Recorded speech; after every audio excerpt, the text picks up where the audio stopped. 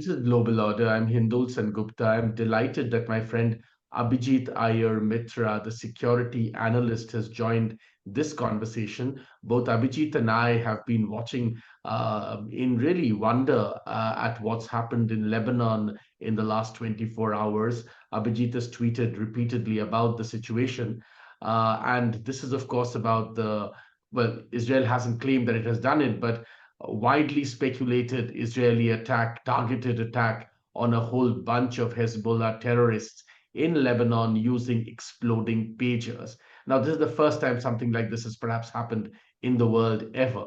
I wanted to talk to Abhijit about this because he really knows Israel. He knows what's happening there. He's a repeated visitor. He's been going to that country for more than 2 decades now, and he's going there again this month. So he's really the best person to try and explain what all of this means. Also, just before we begin talking to Abhijit, it's important to mention that a lot of people may not know Hezbollah is a designated terrorist in many parts of the world, including in the United States and in the European Union. It is involved in a whole range of things, including, of course, terrorism, but also drug trafficking, sex trafficking, and a whole range of issues. We'll discuss all of this with Abhijit Iyer-Mitra. Abhijit, thanks so much for your time. Thanks for having me on again, Hindol.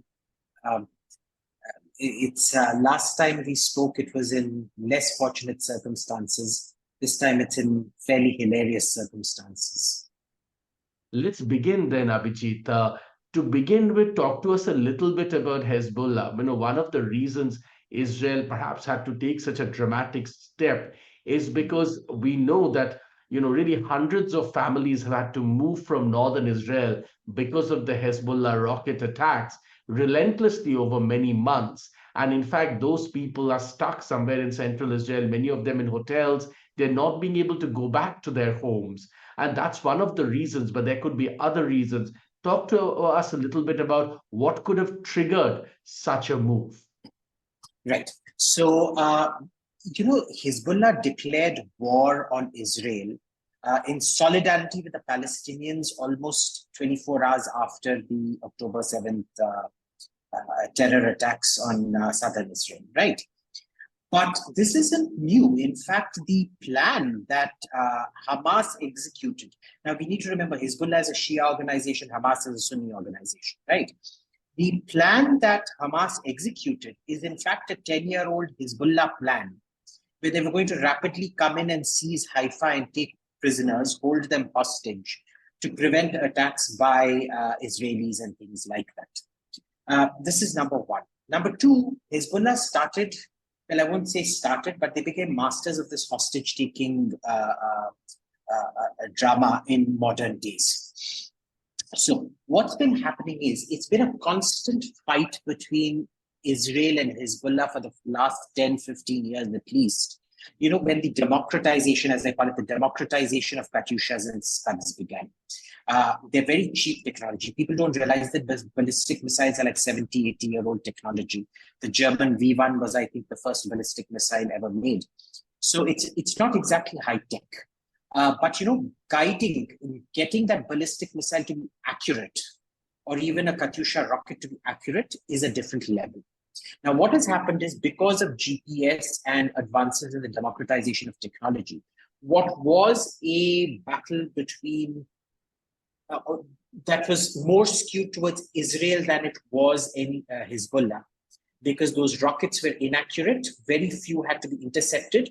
And so even a very expensive Israeli counter rocket would only be expended rarely. Hezbollah has been working on the technology quotient to make these rockets deadly accurate, which means, like we saw October 7th several times before and several times after as well, the entire economic calculus changed. Israel had to start using a lot of rockets to intercept. Very frequently, batteries of counter rockets would just run out, which means they can no longer guarantee the safety of their entire northern part of the country. Now, Israel is not such a big country at all. At supersonic speed, an F-15 pulling off maximum supersonic speed around, say, Mach 2.2 or something like that, can literally cross Israel in 22 seconds. 22 seconds is all it takes. And from the Indian point of view, it's incomprehensible because we are not used to such small distances. It's like southern Haryana, basically, the size of southern Haryana, right? So all of northern Israel is in rocket range, heavy rocket bombardment range, thousands of rockets.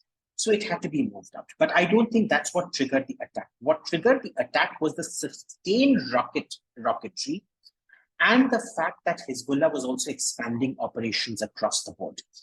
See, we can't look at Hezbollah in isolation as well. It's, the puppet masters in Tehran that control both Hezbollah and the Houthis in Yemen, all coordinating attacks with drones, rockets, etc. I think, was it last month or the month before last, there was that attack on the Druze school children, which killed about, 12 young Muslim Druze kids in Israel. So it's been an accretion of events. The pressure is beginning to show in Israeli society. I mean, how many of you will tolerate a government when you have to be put up in a hotel for almost a year on end, right? Not going to happen. So it's been building up. I think this is a precursor to something very big. It's a precursor because I think the Israeli High Command have all been indicating that in a week or so, they're going to open the northern front after finishing off Hamas. This was an attempted decapitation strike because remember, these pagers are only given to Hezbollah members. I mean, think about it logically, right? How many of us would actually go out and buy a pager? None. We've got mobile phones because we've got nothing to hide. Hezbollah wanted those pages because they wanted to stay off the grid and things like that. Great. They targeted those pages. So it was the consumer targeted strike against the Hezbollah High Command because pages were only given to commander level and above. And they've clearly managed to kill off or maim or seriously injure a very significant portion of Hezbollah's high command. One of the things that has come out, Abhijit, the Israeli ambassador talking about this is that, he mentions this, that, one of our targets is to get Hezbollah to follow the conditions laid out, in the mid 2000s in UN Resolution 1701, which is essentially to push Hezbollah forces and other forces beyond the Litani River, so to speak. Could you explain to people what this resolution is all about and why this is critical for Israel? Right. So this was basically the withdrawal of Israel from southern Lebanon. Israel created a sort of buffer zone. So if I can actually show our viewers this, let me just minimize the screen so I can, how do I present? Can I present here? Yes, you can. Share screen. Share screen, yes. Oh, it says disabled. I don't know how to do it. But if we bring up a map of Lebanon, you can see the... You can do this now. I've opened it up. Oh, okay. Share screen. Okay. Can we see the map of Lebanon? Yes, absolutely. Yes. Okay. Now I want to zoom in on this. And, how do I do this? Oh, damn. Sorry. Okay. Let's do this. That's better. So if we see here the Litani River, yeah, that's part of the Litani, but let's just search Litani River.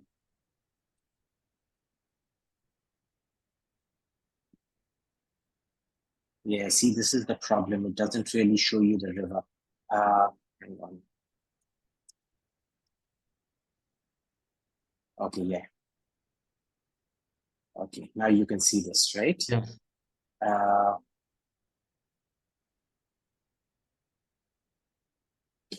Yeah, when all else fails, go to the Litani River. So this is the Litani River. Yeah. And this is the area we're looking at, that Israel wants these guys to move north of. Right. But remember, even this is a significant Israeli climb down. Because what the deal was, all the UN resolutions so far have said that as long as Israel occupies Lebanese territory, militias have a right to exist. But once the occupation ends, the militias have to be dissolved. So this whole nonsense of Sheba farms was concocted. Now, Sheba farms, as per every cartographic convention and the delineation of the Syrian and Lebanese border as enacted by the French, shows Sheba farms in Syria. But Lebanon has a fake claim which Syria entertains just so that Lebanon can consistently claim that part of Lebanese territory is still under occupation and therefore militias can exist. Right? That's the whole story out there. And what ends up happening is that as long as you have that, it is completely fake. Because think of Israel's dilemma here. If they don't vacate Sheba farms, Hezbollah, as per UN resolutions, is allowed to exist. But if they vacate Sheba farms, Syria will, voluntarily cede more territory to Lebanon, say parts of the Golan Heights. Syria and Lebanon come to an agreement that the Golan Heights are Lebanese territory, and then it's consistent. It's kind of this goalpost shifting, never-ending cyclical argument thing. So Hezbollah is technically legal. If you look at it as per UN resolutions, it is technically legal, but it is based on a false argument that Sheba Farms belongs to Lebanon. There's nothing you can do about it. The problem again is they have a very strong social security network because Lebanon is a failed state. We all know this. The state virtually doesn't exist. The so-called Lebanese government, which is a Sunni-dominated government, is essentially a kleptocracy for the Hariri family, right? The entire Lebanese national debt is the Hariri family fortune. The Hariris benefit off because they went on building infrastructure like the Chinese or the Turks. There was no business coming in, and they had a monopoly on construction, and they ruined the Lebanese economy.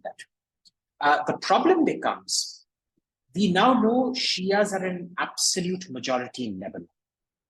They're not taking power due to them in the Lebanese denominational system because the pendulum swung from Lebanese Christians to Lebanese Sunnis after the Taif Accords, which was the end of the Lebanese Civil War in 1990 or 91, I forget.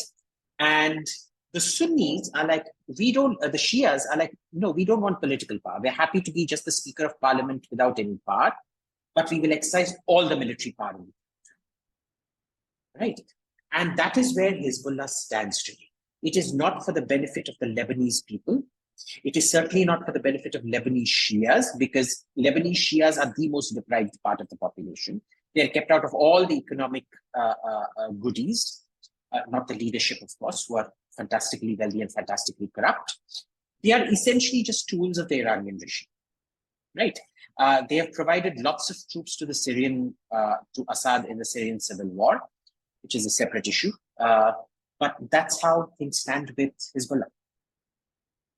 Let's talk a little bit, Abhijit, about the Hezbollah before I go on to other questions. As I was saying, Hezbollah is not just a terror organization. It's not just a militia. It's really become this hydra-headed monster which has its interests sprawled across many things, including perhaps you could delve a little bit into the Middle Eastern cocaine trade and also the Middle Eastern sex trade. A lot of it. They do a lot of human. See, look, I think we need to remember all crime is fungible, right? If you go to a weed dealer and say, get me cocaine, he's not going to say no. He's going to find the cocaine, and if he gets that opportunity, he's going to start peddling cocaine. Then if he gets to peddle, say, prostitutes or whatever, he will get into that also. Find me a drug lord who says no to a new business opportunity. Because remember, the reason crime is fungible is crime is always high risk. And if you have that risk-taking behavior, it's the lure of greater returns that gets you deeper and deeper into more and more criminality. Hezbollah is no different. Remember, there's also an organizational need to be criminal because Israel is very good with forensic financial intelligence. They have to do things illegal ways for money laundering and things like that because Israel is very good at tracking money flows. Their financial forensics are probably the best in the world.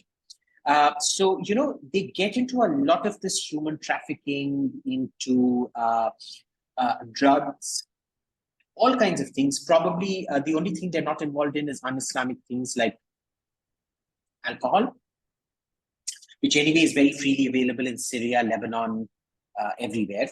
So this is both an organizational imperative and a security imperative for them to be in cahoots with criminals. Let's talk about the other great dilemma here, which seems to be quite curious. All these days, for months, we have spoken about how, or at least some commentators have spoken about how, well, is Israel using too much force? Is it indiscriminate in the war in Gaza? Today, and that was the basis on which the UK announced that it will not supply certain kinds of armaments. Recently, Kamala Harris spoke about how certain categories of bombs would not be made available to Israel, and so on and so forth. Now, this is an extremely pinpointed precision attack of the kind that perhaps has never happened in history. And yet, even that is being called not adequate in terrorism. So therefore, how is Israel supposed to defend itself if you can't, bomb because it's indiscriminate, and you can't do precision attacks because it's terrorism? Where does that leave Israel? Well, you know the saying, right? The only good Jew is a dead Jew. So that's the basic theory that all these guys operate on, and there's nothing you can do about it. Look, I can do a very long spiel on how Israeli bombing is, in fact, extremely proportionate, following the rules of war. There is not one military that's able to pinpoint which Israeli bombardment does not follow the rules of war. All right. But this is a conflict where facts are kind of irrelevant in the situation. But let's look at what happened here. This was a very targeted, specific strike because we know the only people using pagers in Lebanon are Hezbollah commanders. All right. So now the goalpost has been shifted because we know the pagers are with Hezbollah commanders. Apparently, Israel should not detonate it if those Hezbollah commanders are in a crowded marketplace or a supermarket or something like that. Have you ever heard of this kind of goalpost shifting? I mean, Hezbollah don't care and Hamas don't care when they detonate suicide bombs, how many people die. But Israel is meant to be very worried about the pagers should not go off where there are other people around. So far, the only reports of collateral damage are an 8-year-old child who was killed because she was standing close to her father who had the pager in his pocket. We have no news about the father. And apparently 2 more people that I've heard of. Every other photo. Notice they are not able to show a single photo of a person who has been hurt by these bombs that wasn't in direct contact with that pager. And that pager is a standard piece of military issue. Okay, so I am not buying this. These are the kind of, people who, if karo bhi to galat hai, na karo bhi to galat hai kind of things. Basically, like I said, the only good Jew is the dead Jew, and a Jew can do no right, the Jew can only do wrong. Every Jew is a Shylock. This is the attitude these people come from. And there's no point even entertaining that argument because it's such a joke. If you want, I'm happy to, do a podcast just on if you send me 100 Israeli strikes. I will show you how every one of those strikes conform to military necessity and the rules of war. We should do that at some point. Brilliant idea. We should do that at some point. Talk to us a little bit about Abhijit. Let's go into this particular strike itself now. Now, from what we understand, the pagers came from perhaps 2 sources. One, we are talking about Taiwan. The other, of course, is Budapest. Now, what I don't understand, and perhaps you could shed some light on it, is shouldn't it be illegal for companies to sell such equipment to a terrorist group like Hezbollah in the first place? Right. So it wasn't 2 sources. It was a Taiwanese company manufacturing it in Budapest. Basically, because you see, Taiwan has a very high per capita income. Taiwanese labor would be wasted manufacturing a device like this. So it's sent to Hungary, to Budapest to manufacture. Now, what happens is Israel has outstanding intelligence in Europe, outstanding penetration across Europe, and it would have basically picked up. I mean, Hezbollah were basically announcing their pager plan everywhere for the last 2 years. There's a Reuters piece, pagers and drones, how Hezbollah is using low tech to counter Israeli high tech. They were literally screaming it from the rooftops. So it's very obvious that Israel would scan around for anybody supplying pages. Now, how would have Hezbollah gone around procuring it? It was actually diverted through a third party in Egypt. It was the Egyptian mid supplier, as I've read it, because this is a dynamic situation. We still don't have all the details with absolute certainty. It was an Egyptian supplier that placed an order for variously 5,000 or 8,000 of these pages. I think 5,000 is closer to the number. 5,000 of these pages, and somewhere in that shipment, the battery was pumped full of this PETN explosive. It's a powder explosive, and a specific receiver was added to the battery part, which on receipt of a certain signal would explode. Now, this has taken months to do. So we don't know where the battery was switched. Was it switched in Egypt, which is much higher risk? Or was it switched in Budapest, which would have been much lower risk? Did the manufacturer there collaborate with the Israelis, or did they somehow infiltrate? Because in Europe, security is fairly good. So you actually find perimeter security at manufacturing is fairly low in Europe, because when your general security situation is good, private manufacturers don't have to spend much. I suspect it was done in Budapest. Could be wrong. And that's where these pagers have then arrived from Egypt in Lebanon. I guess through ship, could have been through plane, because they're not very big or heavy. And they've been distributed. And the Israelis have waited for 2-3 months for these pagers to be distributed to the entire command structure of Hezbollah, because it's very important we look at the model. It's a ruggedized model whose batteries last for 85 days. All right, so they don't need charging and things like that. And very importantly, they can function in an environment where there's no phone signal for about 40 kilometers around. So, even if towers are taken out, it can function even on a very faint signal that's 40 kilometers away. So it's one of those things where we still don't know, but Israel clearly got somewhere in that supply chain. They didn't even have to focus. They could focus the entire energy on simply injecting the battery with the explosive, because they knew every one of these pages. They didn't even have to take the precaution to see none of these would go into civilian hands, because every one of those was going to be distributed by Hezbollah to a fairly high-ranking operative, one of whom, surprise, surprise, included the Iranian ambassador. Tell us what happens next, because there seems to be today a sort of moment of shock across many of the sort of enemies of Israel in the Middle East and other parts of the world. This is something no one anticipated. This is something no one foresaw. This then defies many calculations. In the West, many so-called progressives were pushing for ban on armaments and so on and so forth. But if Israel is able to do things like this, then you may ban some armaments, but it doesn't mean anything. Israel will still be able to do things like this to protect itself. This changes many things. Talk to us a little bit about that. The first thing it changes is, of these 5,000 pagers distributed, many of them would have been distributed to agents that Israel had no knowledge about and did not have records and files about. Today, they just have to send their agents into any Lebanese hospital or emergency response services and things, and they would have known literally all 5,000 or 4,000, whatever it is. I suspect the actual toll is higher. They have just not been admitted to public hospitals. All the names would now be known to Israel. Their families, their connections would be known to Israel. This is number one. So the entire operational secrecy aspect of Hezbollah has been compromised.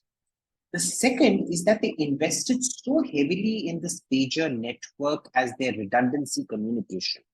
It was both their first and last line of defense.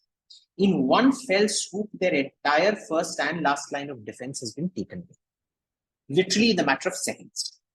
Okay. The third thing that has happened is, because these guys are middle and top level commanders, you now have no way of controlling the rank and file without these guys. 500 of them have been blinded, which means you are useless. We don't know how many have lost their arms, which means you are again useless. We don't know how many people have had their genitals lost, but well, I mean, there's still a use for you, I guess. Not in a family sense of the word, but at least in a military sense of the word. We don't know how many of you have lost your legs permanently or semi-permanently, which means at least on the battlefield, you're incapacitated for now. And if it's semi-permanent, the rehabilitation is going to take a very long time. So understand, communications wiped out, operational secrecy wiped out, command structure wiped out or debilitated. That is catastrophic. The only thing Hezbollah can do right now is fire rockets into Israel and precious little else. We have never seen this kind of leadership decapitation in history. This is sort of like the Red Wedding in Game of Thrones. Literally, it's a red wedding. Right? I don't think the reason that everybody's so enthused about it is because the military implications are so profound. You know what the Israeli military and intelligence have been trying to do for the last 70 years? Some smart aleck little soldering competency, low-level engineer in Israel managed to pull off its greatest intel coup. Incredible.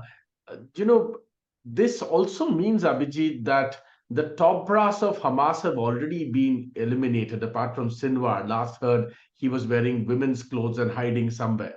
But perhaps it's also endgame for him sooner rather than later.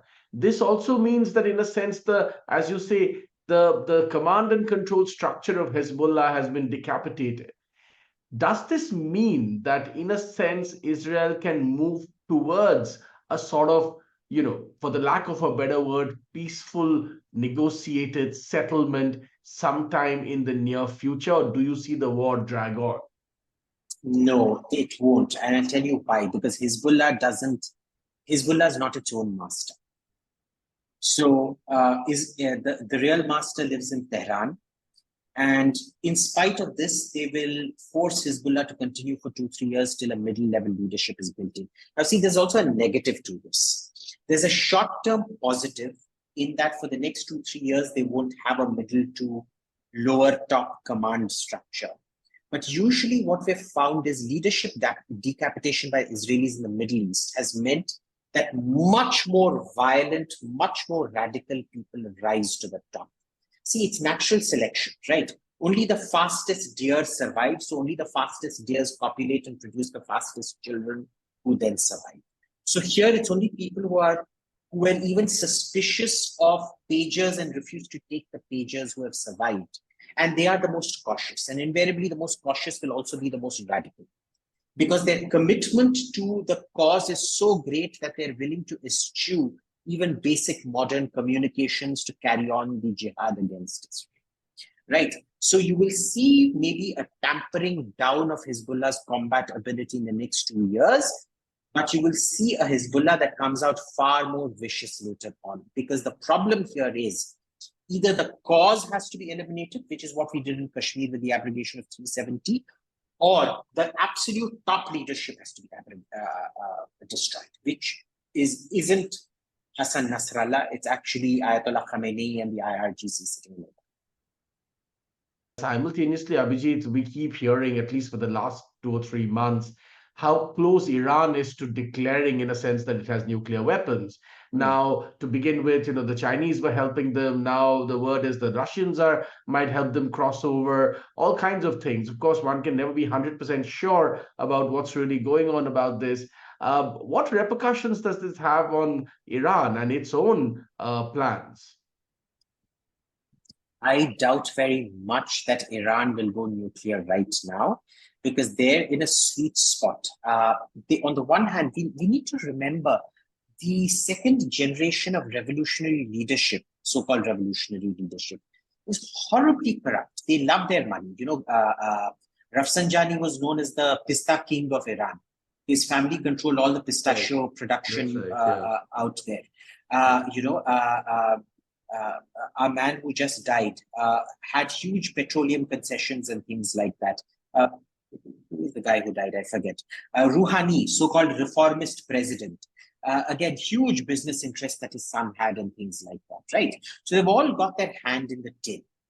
They all want rapprochement with the West in some sense so that business can flow again. Money can be made again. The state of isolation ends again, right? We need to remember this. So there are cross purposes even within the Iranian system. There is a check and balance because Khamenei fundamentally does not believe in,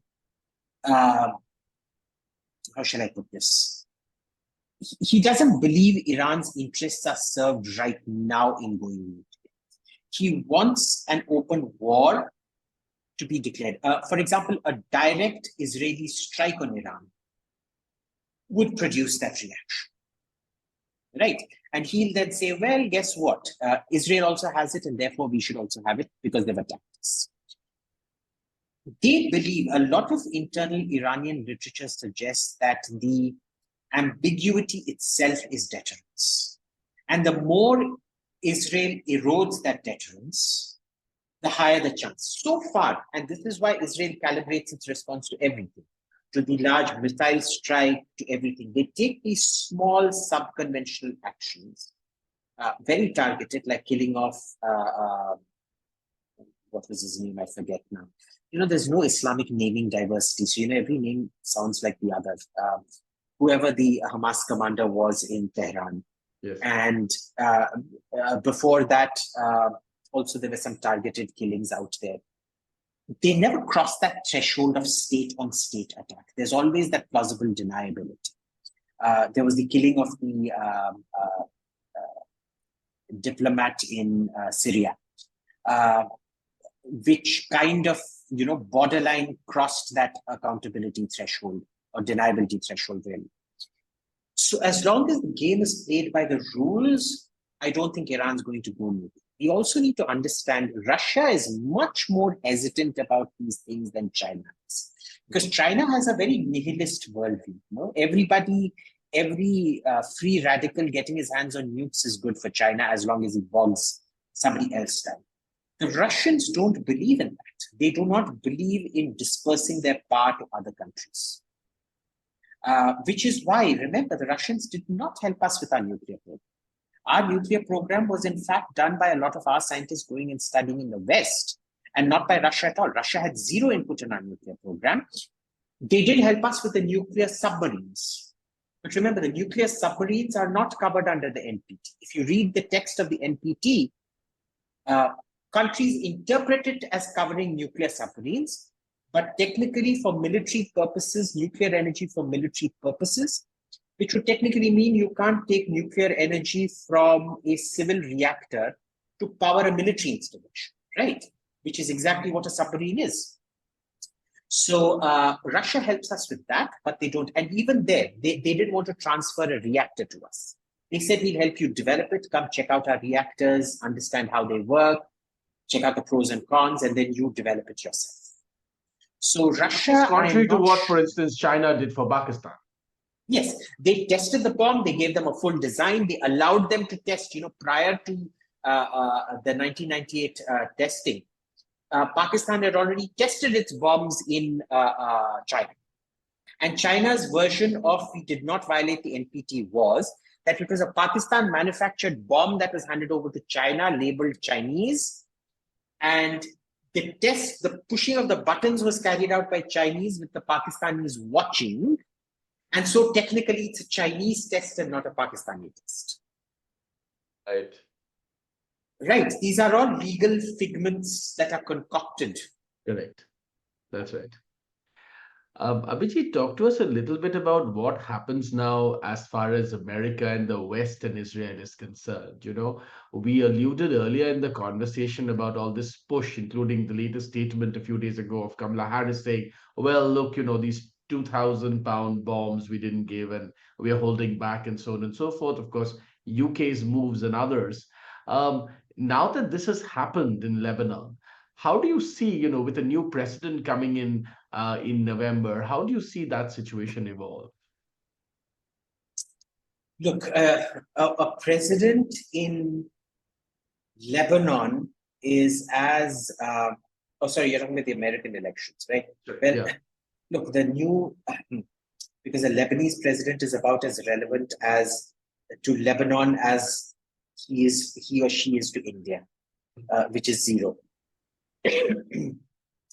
But a new American president, I personally believe Kamala is going to win the election because the level of illegal immigration, the kind of election subversion we're seeing, not requiring voter ID, ballot paper, which even if you require voter ID, completely subverts voter ID norms and things like that. This is a fixed match. I don't see how Trump is going to win it. If he wins it, it will be some great miracle. It will probably be the last time the Republican Party ever wins. Because let's be clear about this. Anybody that the Republican Party nominates from now on as president is going to be called a racist, a fascist, a rapist, God knows what else. Okay, because that is the state of the conversation right now. Tomorrow, if Dick Cheney, who has now thrown his weight behind his daughter and Kamala, says he's running for the Republican candidate and wins the Republican candidate, all these Democrats hailing him as a great leader will then bring up his past in the Iraq war and whatever and call him a fascist, and they alleged him as son of Hitler and Mussolini and God knows who else, Idi Amin, maybe, even though he looks nothing genetically like Idi Amin. But that's what's going to happen. It's going to be more of the same, which is extremely weak leadership because Biden was, I don't know how it took the American public 4 years to figure out that this fellow was in extreme senile synaptic decay. But Kamala is a different kind of decay. She has no ideas of her own. She can't take decisions. She's a DNC puppet of power factions within the DNC. And the problem is, it's like the Roman system. Augustus's great innovation was he centered power around himself. The problem was it depended on how good or bad the emperor was. Whereas Gallienus, about 130 years later, maybe more, 200 years later, creates a system which removes the emperor from the decision-making, and irrespective of if the emperor is good or not, the borders can be protected and the taxes can be collected. This is a very Roman imperial system which depends on the president being good. A bad president encourages Russia to invade Ukraine. It encourages Hamas to carry out the strike, the 7th October strike. It encourages Hezbollah to keep escalating. It encourages Iran to push the boundaries. And that's what you're going to see with coming. Does it leave Israel then, Abhijit? I've been speaking to professors and others in Tel Aviv, in Jerusalem. And for the first time, some of them at least are beginning to say, and this comes as a shock to me, that, Israel will be there 20 years later, but will it be there 100 years later? We don't know. Now, that really comes as a shock to me because it just begins to show, that this country, for all its great prowess and talent and intelligence and even wealth generating capability, is beginning to essentially be outnumbered and outgunned in sheer, capacity to hold on and sheer numbers. So, it's precisely that kind of fatalism in Israel. This is not the first time I'm hearing this, right?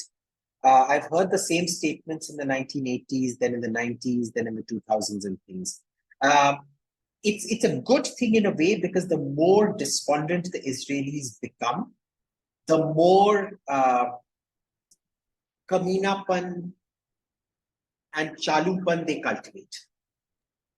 So they always find new ways of depending and surviving and things like that. That is, it's fear that drives innovation. That's We're always perhaps the innovating DNA. country. That's perhaps the Israeli DNA Exactly. in the sense. Exactly. I mean, you look at the modern Jew, he's essentially, I know this is a very politically incorrect thing to say, but he's a triumph of modern eugenics because they were killed in every single place they went to except maybe India. And the only ones who survived had to be so insanely intelligent and resourceful that they were the only ones who survived. And it's a nation of survivors. No, I mean, I Right. think what you say is true. Whether or not it's true about individual, but certainly there is a national characteristics which sort of reflect what you're saying. This is certainly true. There's this deep-seated survival instinct in a sense which have been honed over decades and decades and maybe centuries. Yeah. So they have that. And, I don't take this sort of Israeli fatalism seriously. Let's be very clear. The American Jewish community drives innovation in that country. I'd urge everyone to look up the top 100 innovations that have come out of America in the last 15 to 20 years. And I bet you 80% of them will be Jewish. Okay. And those people are very attached to their emotional home, their spiritual home, which is Israel. And I think there will always be a certain very strong pressure group.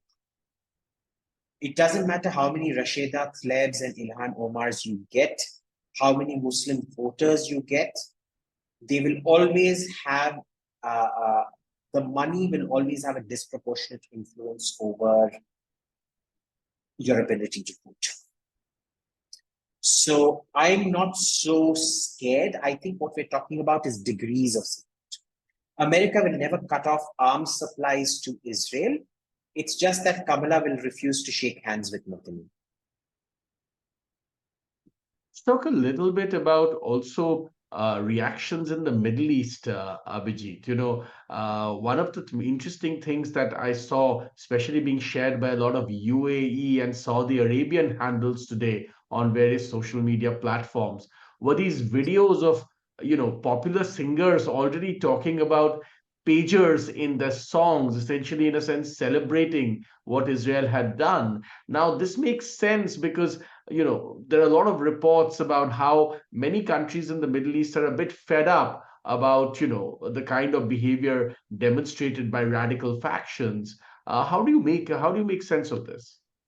First, there's the Shia Sunni split. So I can tell you all my Arab friends in Saudi Arabia and Emirates, they're thrilled as hell because this has nothing to do with Palestine, who are fellow Sunnis. This has to do with Hezbollah. So, with Palestine, they have to be circumspect.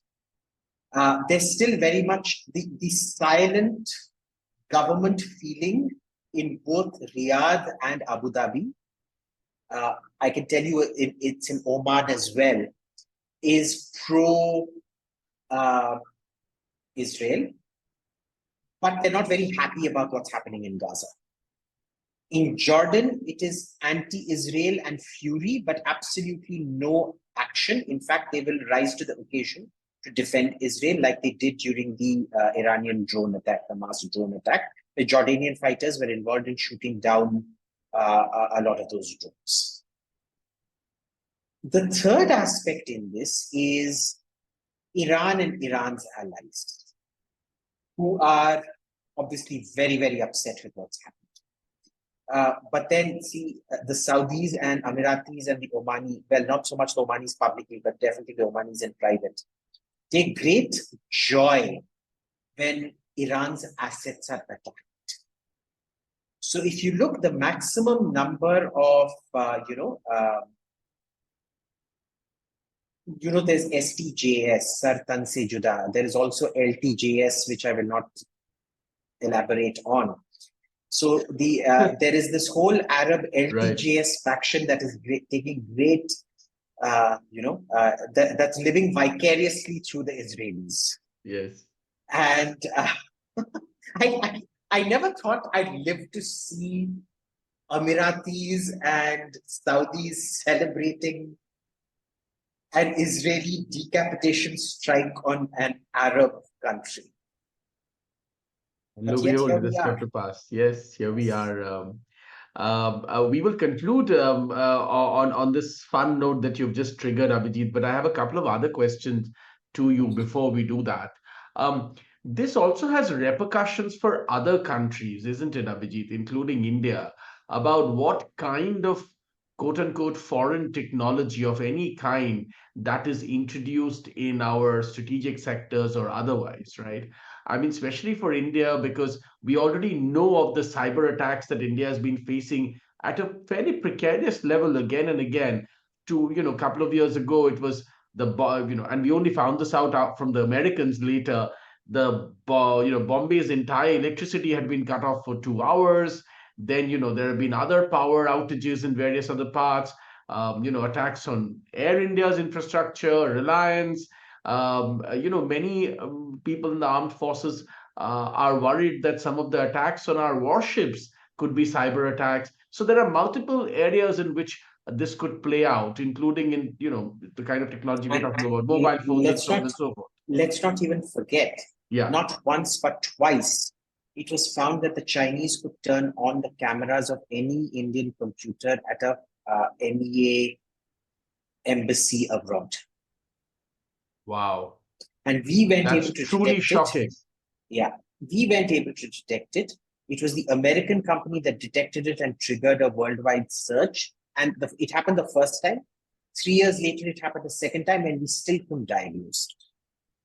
Now, see, the issue isn't one of equipment. Those are cyber hacking, and that is the holy grail, to convert a non-lethal thing into something lethal with real-world consequences. We thought that is what this attack was, but it turned out that is not what this attack was. What it was taking my phone. Now, see, phones, like you remember the lithium-ion batteries on the 787. The 787 program, Boeing 787, was delayed by a few years because they found the lithium-ion batteries were flammable, so they had to redesign the batteries completely. Right, These, yes. and remember, there were certain Samsung mobile phones which you were not allowed to take certain models. I think Yes. it was the Note 8 and the Note 9 which you were not allowed to take because their batteries were considered flammable. This is not flammable. But if the Israelis get their hands on this and change the battery or inject PETN into the vacant spaces here or something like that, then it gets weaponized. This was a security chain failure. It wasn't a cyber chain failure. Now, the question is, do we have the competence, first of all, to check every phone? Because our military people aren't told to buy only a certain kind of phone. They can buy any phone they like, which for me is an extraordinarily dangerous thing. We neither have the software competence to scan it and force them to use an India-based open source Android variant, nor do we have the ability to scan and understand the hardware.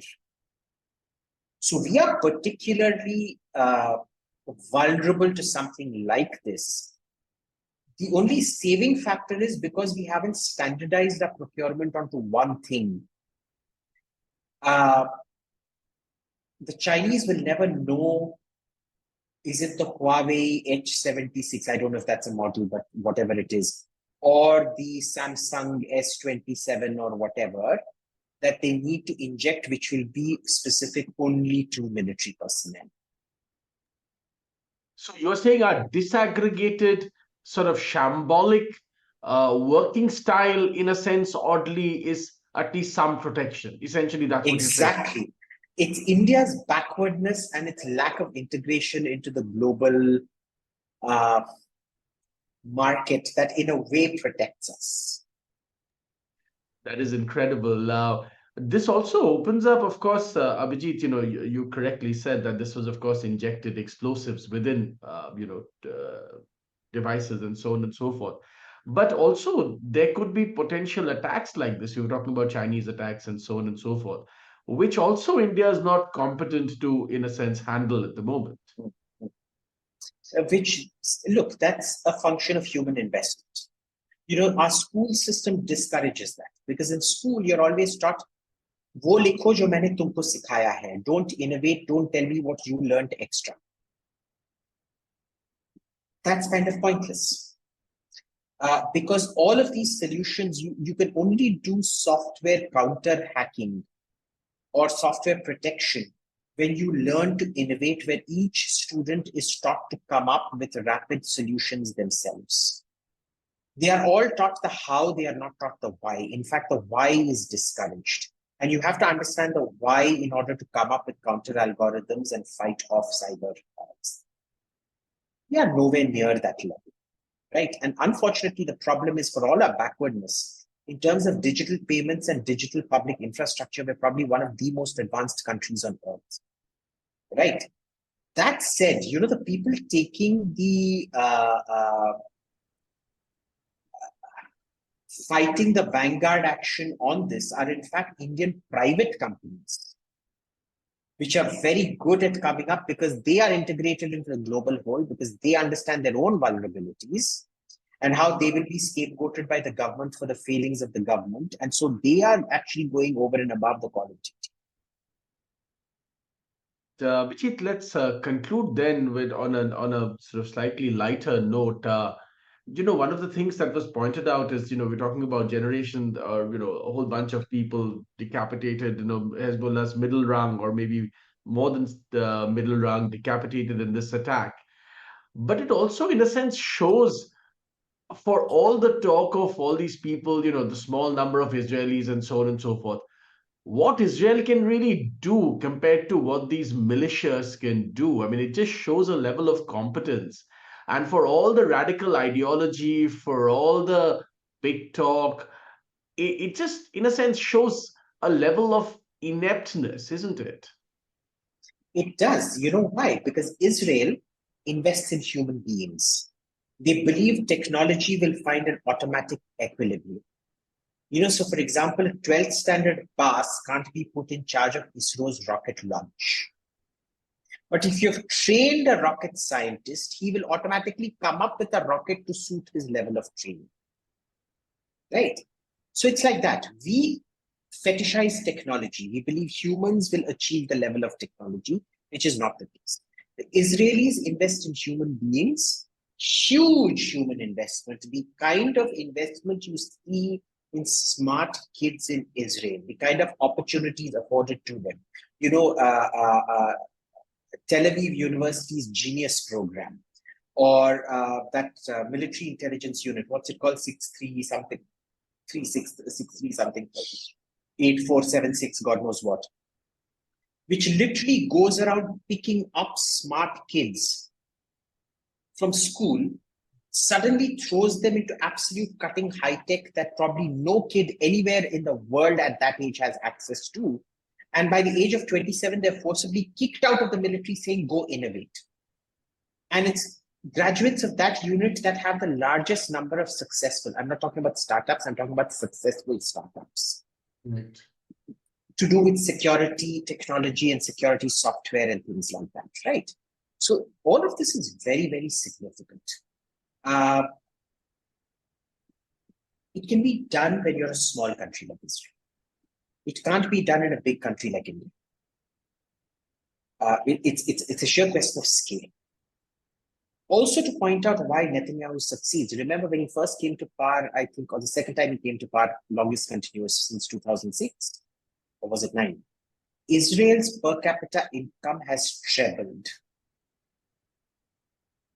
Israel today is at the same per capita income level as Germany. They're richer than Italy. They're richer than France. They're richer than Spain. They're richer than a whole load of European countries. So, that's that. And then let's end on a term that you were tweeting today on how this is perhaps the world's first instance of penocide, Abhijit, which I thought was interesting because it had sort of generational impact, as it were.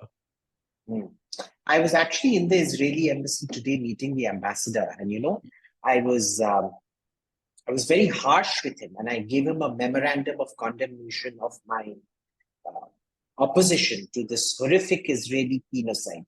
Yeah, is zindagi mein barbad karna hai to barbad karo. But you're destroying their prospects with the 72 hoods of Jannat. What are they going to do? Stare at them, gawk at them.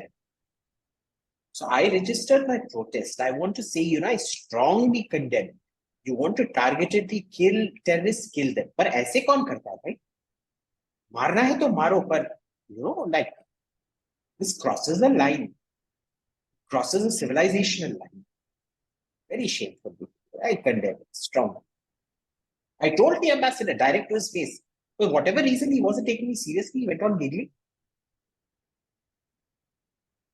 On that note, Abhijit Iyer-Mitra, thanks very much indeed. No doubt we'll talk to you again after your upcoming trip to Israel on what's really happening there at this point in time. Thanks very much for your time and taking us through all these issues on a day which has been in many ways historic in the world of warfare and security. Thanks, Abhijit. Thank you so much, Hindol. It's always a pleasure talking to you.